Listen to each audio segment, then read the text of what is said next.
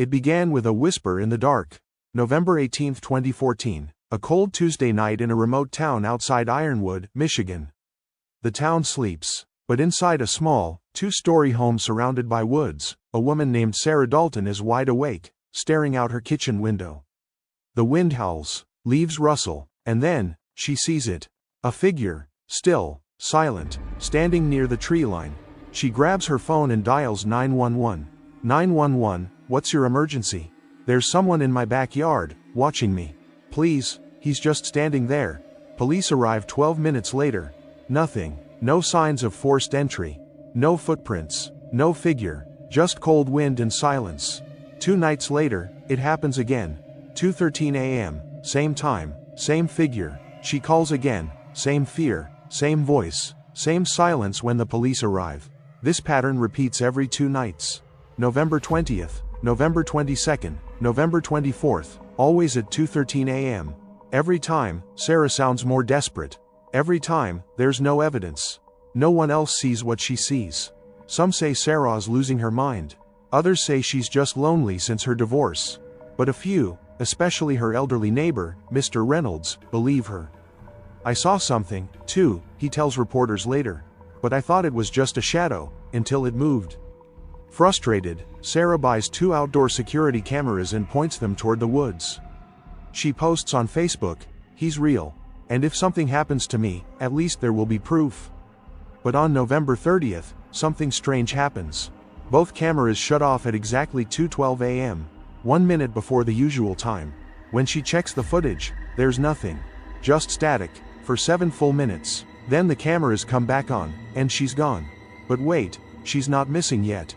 That night, Sarah calls 911 again. This time, she whispers, "He's closer tonight. I can hear him breathing." Dispatchers try to keep her on the line, but the call cuts out. Officers arrive within 9 minutes. They find Sarah inside the house, terrified, but physically unharmed. But there's something strange, a muddy handprint on the outside of her second-story bedroom window. And Sarah? She sleeps on the first floor. December 4th, the final night. No call comes in at 2:13 a.m. At 7:25 a.m., Sarah's neighbor, Mr. Reynolds, notices her front door is slightly open. He calls the police. Inside, the house is undisturbed. No signs of a struggle. The bed is made, coffee pot is still warm. But Sarah is gone. No purse, no phone, no signs she ever left voluntarily.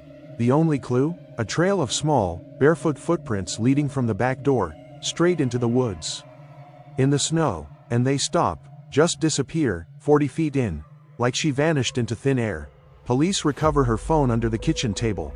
It was recording audio at the time of her disappearance. The last 12 minutes of her life are still saved on the device. Breathing footsteps, whispered prayer, "Please, not tonight. Please go away." Low growl or static distortion, then silence for 30 seconds and then, a whisper. Right next to the mic. "I told you, he was real." Then, nothing. To this day, Sarah Dalton has never been found. There were no suspects, no leads, no sightings, only rumors. Some say she ran away. Some say she had a mental breakdown and wandered into the woods. But others believe something else, that she was taken. The house remained empty for 5 years.